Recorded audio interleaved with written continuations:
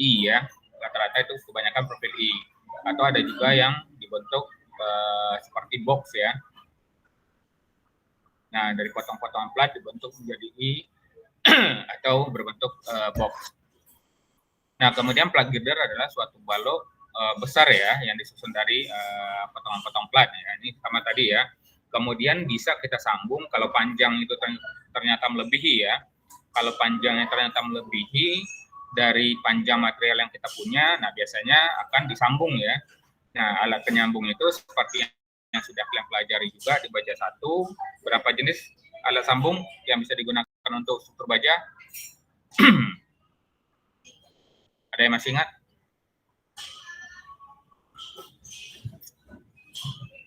Bisa disambung dengan apa? Kalau baja? Disambung sama baut atau paku keling ya, Pak? Ya, bisa disambung dengan baut, paku keling, atau juga bisa dengan sistem las ya. Iya, Pak. Bisa juga tarik. Jadi kalau misalkan dia mengalami lentur atau deformasi, nah bagian serat bawahnya itu kan tertarik ya. Nah, kemudian kalau bebannya dari atas, otomatis dia akan menjadi beban aksial tekan. Jadi kalau itu kalau plat badan sendiri itu akan memikul gaya lintang atau gaya gesernya. Nah, ini ya. Jadi untuk zona yang dominan gaya geser, maka penampang plat girder dapat dibuat dengan plat bagian badan yang lebih tebal ya.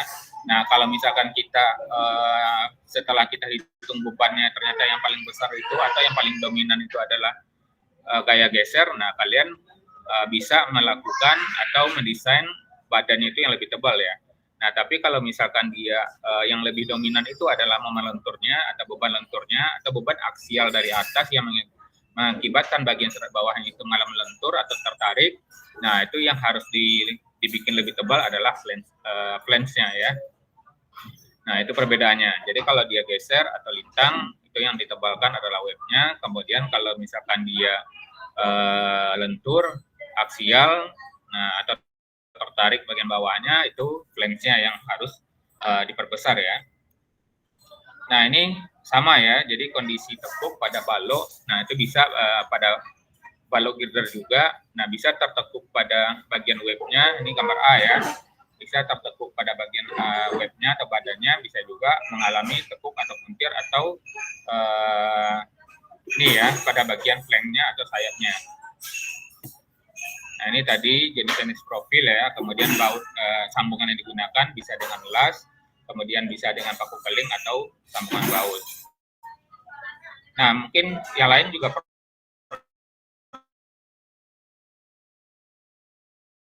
sudah, Pak. Pernah ya, Bita sudah ya. Yang lain? Yang lain sudah juga harusnya ya, kalau misalkan kalian lewat di jalan-jalan tol atau di jembatan layang ya. Nah, itu biasanya balok utama itu balok girder. Nah, balok girdernya itu ya ada yang dari beton, ada yang dari baja ya. Nah, ini contohnya. Balok girder, nah dia dibikin dari potongan-potongan plat ya, yang dibentuk menjadi profil I. Karena kita butuhnya dimensi ini cukup besar, nah kalau di fabrikasi dari industri ini kan nggak ada nih yang dimensinya cukup besar kan, kecuali kita lakukan special order ya, jadi kita minta dibikinin khusus, nah itu biasanya harganya cukup mahal kan, nah maka kita bisa bentuk menggunakan potongan-potongan plat sesuai dengan desain ya, desain engineer ya. Misalkan tinggi dari profilnya itu bisa 1,5 meter atau 1 meter atau 2 meter ya. Kemudian untuk panjang bentangnya itu juga bisa mungkin 14 atau 20 meter. Nah, supaya web dan flank-nya itu lebih kaku, nah kita bisa tambahkan pengaku. Apa namanya ini, ada yang masih ingat untuk pengaku di bagian web atau flank-nya? Stiffener. Apa istilahnya? Bukan, Pak. Ya, stiffener ya, rib atau stiffener ya. Oke. Nah, ini ya, contoh pengakunya bisa berbentuk vertikal, kemudian juga bisa kita tambahkan pengaku searah longitudinalnya atau searah horizontalnya ya. Nah, aplikasi pada lapangan ya untuk plat girder itu biasanya lebih banyak digunakan pada konstruksi jembatan, kemudian jalan raya ya, maupun jembatan kereta api. Nah, kalau pada jembatan kereta api itu umumnya bentangnya bisa 15 sampai 40 meter. Nah, kan nggak ada profil baja yang 15 sampai 40 kan? Maksimal profil baja berapa? Panjangnya. 12, Pak. Ada yang masih ingat? 12 ya, 12 meter.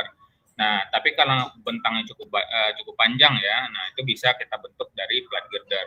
Kemudian profil yang umum dijual di aplikasi industri itu berapa ini biasanya? Profil yang berapa? Maksimalnya biasanya dimensinya.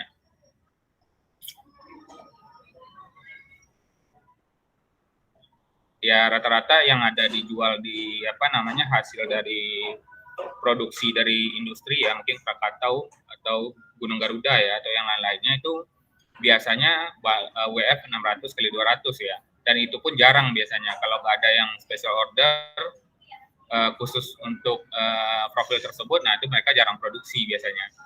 Nah, sedangkan kalau balok girder itu tingginya bisa 2 meter, bisa lebih ya, atau bisa 1,5 meter. Nah, kemudian untuk jalan raya, ini juga biasanya dipakai untuk bentang 24 meter sampai 46 meter.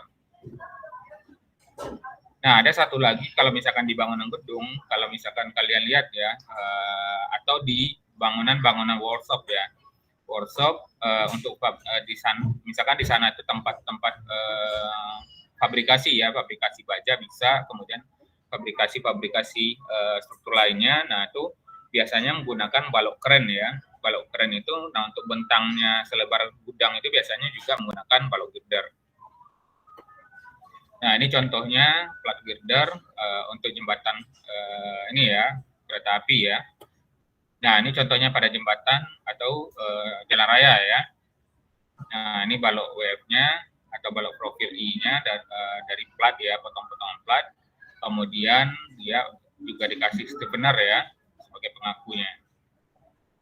Nah, ini tadi yang saya sampaikan untuk crane hoist ya. Crane hoist kalau misalkan di gudang-gudang atau di workshop untuk fabrikasi baja, ini biasanya ada nih crane hoist nih. Untuk bentang panjang, nah itu dia juga menggunakan balok girder. Nah, kalau yang ini penggunaan flat girder misalkan pada bangunan gudang, tetapi kita membutuhkan space yang lebih luas, misalkan sebagai akses truk ya. Jadi misalkan jarak per kolom itu 6 meter yang awalnya, kemudian untuk akses truk itu mungkin kita di bagian tengah itu kita nggak boleh ada tiang ya, nggak boleh ada tiang, kemudian panjang bentang itu 12 meter misalkan, atau bisa 3 tiang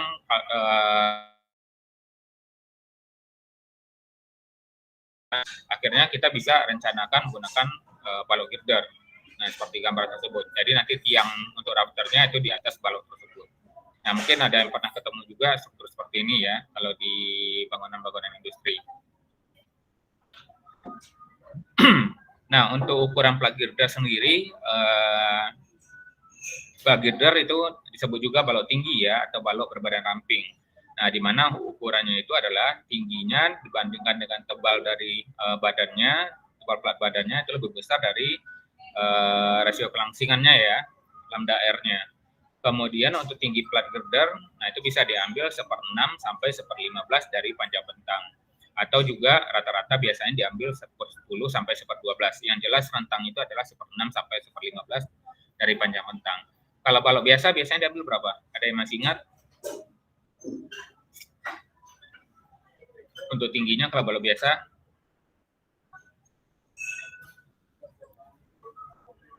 Ada yang masih ingat? 1/16 ya. Saya diambil 1/16 kalau balok biasa. Nah, keadaannya membatasi tinggi flat girder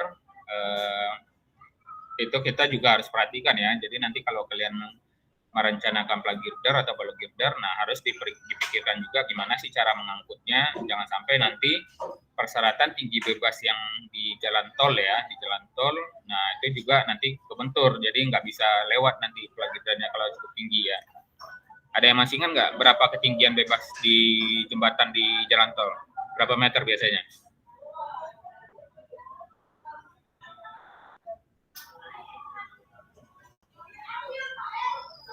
Berapa meter biasanya ketinggian jembatan di jalan tol? Berapa meter biasanya?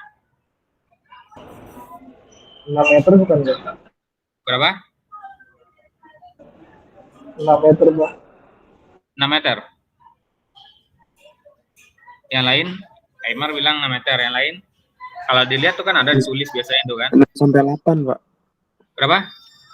6 sampai 8. 6 sampai 8 meter. Nah, kalau di jalan tol, kalau kalian lihat itu biasanya ditulis ya, atau di gerbang-gerbang tol ya, atau di jalan tolnya, kalau ada jembatan itu biasanya rata-rata tingginya itu cuma 4,2 ya, 4,2 meter. Nah, itu kalau kalian merencanakan balok girder, misalkan tinggi balok girder itu 2 meter gitu ya, nah ditaruh lagi di atas truk pengangkutnya kan, nah jangan sampai nanti nggak bisa lewat ya. Nah, itu harus diperhitungkan tinggi bebas material yang akan kita mobilisasi nanti ke lapangan. Itu yang harus kalian perhatikan juga. Oke, sampai sini ada yang mau ditanyakan terkait balok girder? Ada yang mau ditanyakan? Silakan, Agatha, Bagas Cayu.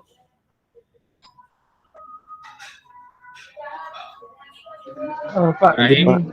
Ya, silakan. Kalau untuk umurnya sendiri itu sampai berapa lama ya? Umur apanya? Umur jembatannya? Iya, Pak. Nah, kalau umur jembatannya kan kita bisa ya, misalkan kita mau merancang, itu berdasarkan ininya kita ya, ketentuan perancangan kita. Misalkan kita mau rancang jembatan itu dengan umur 20 tahun gitu ya. Nah, setelah dia umur 20 tahun, kita mesti lakukan penyelidikan lagi, asesmen lagi. Misalkan kualitas bajanya masih sama apa enggak. Nah, kalau mau asesmen itu ya nanti banyak metodenya ya. Ada metode destruktif namanya, ada metode non-destruktif namanya. Nah, jadi kalau metode non-destruktif, nah berarti kita langsung melakukan pemeriksaan profil bajanya. Jadi pada umur 20 tahun, nah kita ceklah kualitas bajanya. Kalau masih oke, nah berarti kan masih bisa dipakai. Tapi kalau misalkan sudah sudah kemampuan layan itu sudah mencapai umur maksimal ya di 20 tahun ya, kita harus ganti ya untuk strukturnya.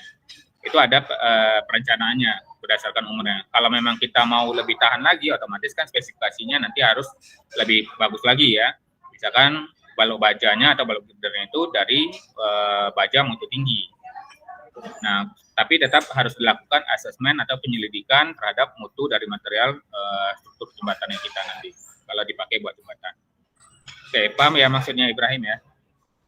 Betul, paham. Oke, ada lagi yang lain?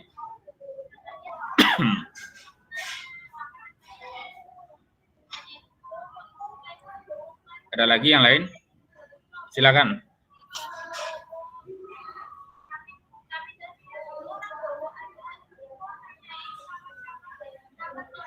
Nggak ada ya?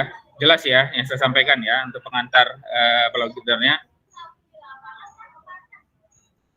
Jelas ya? Jelas, Pak. Jelas ya. Oke, nah ini hanya pengantar ya. Untuk pertemuan ini hanya pengantar karena kita akan ada 3 pertemuan nanti untuk pembahasan balok girder. Nah, pertemuan berikutnya baru saya akan masuk bagaimana cara menghitung atau merencanakan dimensi dari balok girdernya.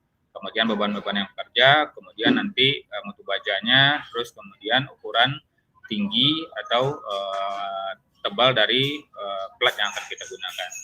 Oke, kalau nggak ada lagi yang mau ditanyakan, saya rasa cukup ya pertemuan singkatnya. Saya hanya memberikan pengantarnya saja, karena kita seharusnya TMP minggu lalu, ternyata saya kemarin itu lagi proses wisuda insinyur ya. Jadi kita mundur di pertemuan hari ini secara singkat saja. Oke, kalau nggak ada lagi untuk absensi semuanya sudah diabsenkan khusus untuk TMP ini. Saya rasa cukup. Saya sudahi. Assalamualaikum warahmatullahi wabarakatuh. Waalaikumsalam warahmatullahi wabarakatuh. Ya, oke.